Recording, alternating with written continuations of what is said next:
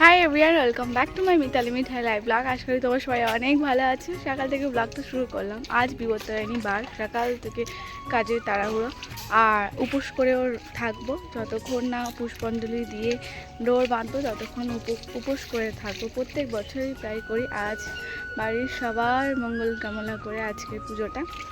দিদা ডোর বাঁধছে, ওদিকে দেখাচ্ছি, শেয়ার করছি।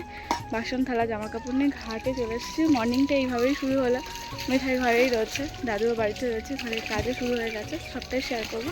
দিদা সকালে বাসি কাজগুলো সেরে নেওয়ার পরে স্নান করে নিয়েছে। স্নান করে এখন লাল সুতো দিয়ে ডোর বাঁধছে।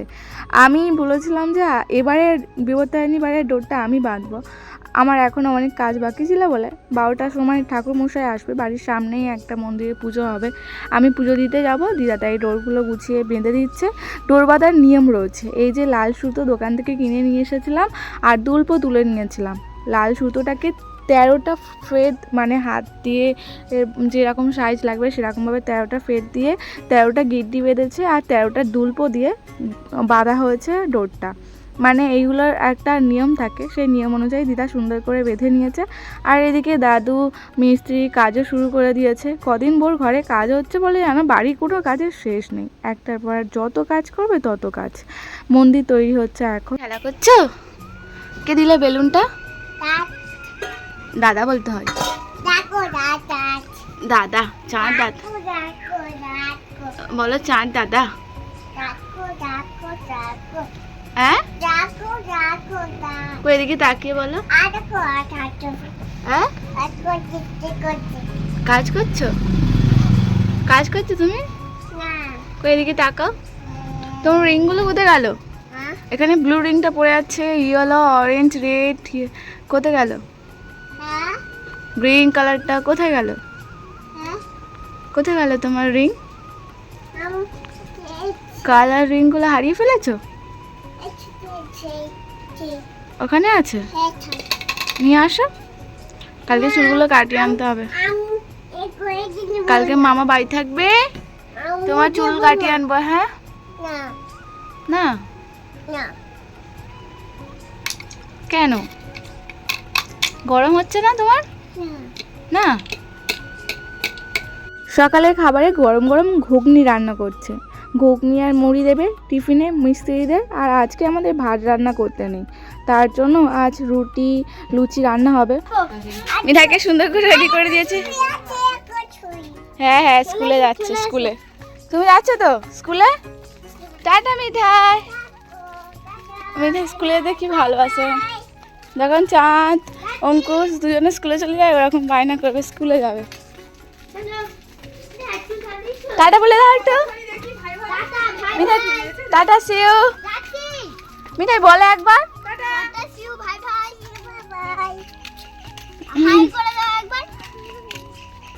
আজ হাতে অনেক কাজ, তাই মিঠাইকে আমি সাথে করে নিয়ে গেলাম না স্কুলে, মামির সাথেই পাঠিয়ে দিয়েছি।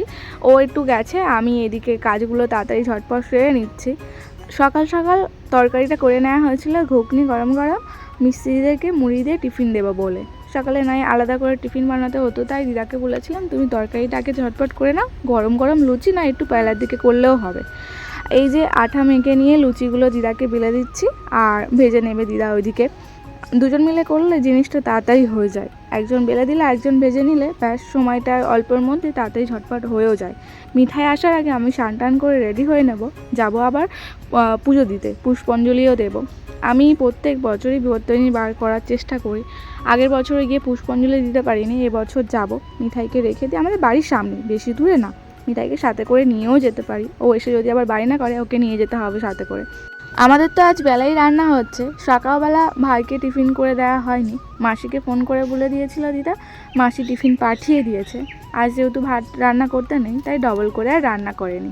দিদা আজ কাজেও যায়নি, উপোস করে আর কাজে যেতে ভালো লাগে। আমাদের দুপুরে রান্না প্রায় কমপ্লিট। ঠাকুরমশাই পুজো করতে আসার সময় হয়ে গেছে, লুচি কমপ্লিট, রান্না বান্না প্রায়। আর মিঠাইকে দেখো কিসে করে লুচি দিয়েছে, দেখো বড় হাঁড়ি করে একটা লুচি। বসে বসে খাও, মা স্নান করে নিক।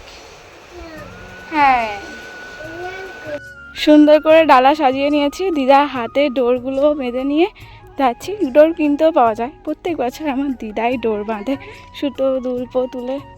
জানি না আমি যাবে বলেছিল, তাহলে আবার জিজ্ঞাসা করি, দাঁড়াও একসাথে যাবো।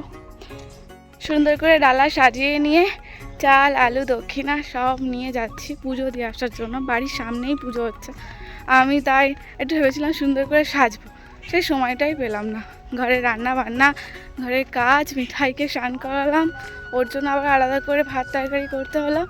তো এইভাবেই চলে যাচ্ছি নর্মালি স্নান টান করে। কত ভিড় হয়ে গেছে, মন্দিরে পুজো হচ্ছে, কত সুন্দর করে সব সেজেছে, আমার আর হলো না।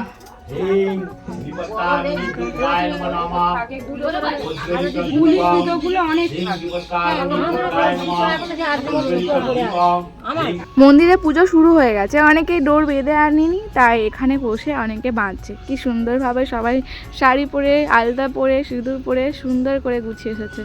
আমি যে এসেছি আমাকে নিয়ে সবাই বলতে শুরু করে দিয়েছে, আহা গো কি কষ্ট মিঠাই।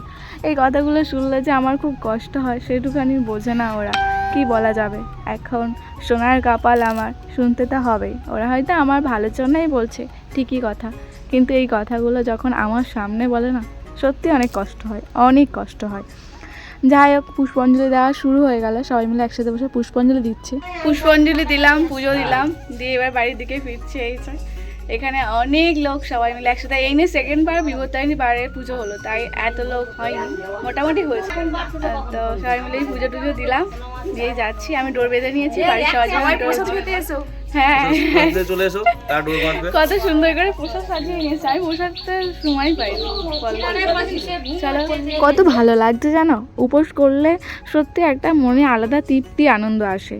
উপোস করে পুষ্পাঞ্জলি দিলাম, সবাই মিলে একসাথে বসে চন্দ্রমৃত্যুকে উপোস ভঙ্গ করলাম, ঠাকুর মশাই ব্রত কথা বললো, শুনলাম, কত ভালো লাগলো। আমার মানিকের হাতেও ডোর বেঁধে দিয়েছে, এই দেখো কি সুন্দর লাগছে। আজকে আবার হলুদ কালার জামা পরেছে, আর এই যে ভালো লাগছে, ও দেখছে খালি। ওটা দিতে হয় না, একটা হাতে পড়তে হয়, একটা হাতে পড়তে হয়।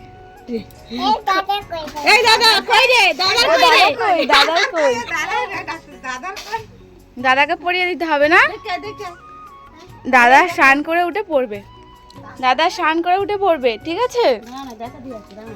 দাদাকে দেখাতে যাচ্ছে, আমি একে না খেয়ে আছি আর দেখাচ্ছে। দাদা হাতে পড়বে, দাদা স্নান করে নে। আর এটা ঠাকুর ঘর হচ্ছে, হয়ে গেল বলো, অনেকটা হয়ে গেল। এবার মনের মতো করে ঠাকুর ঘরটা হবে। ঠাকুরের প্রসাদকে উপোস ভঙ্গ করে এখন এক থালা লুচি, ঘুগনি, এক বাটি আর সুজি নিয়ে বসে পড়েছি।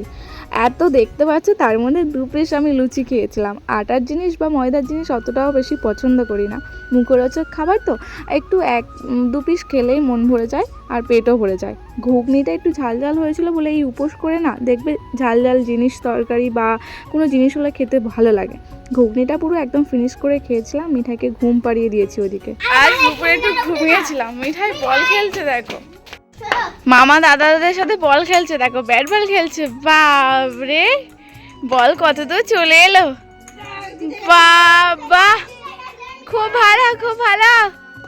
মিঠাই, মিঠাই ও বল করার দেখো কেমন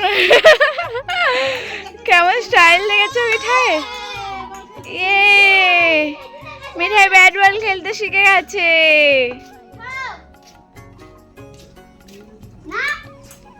আরেকটু স্পিডে করতে হবে।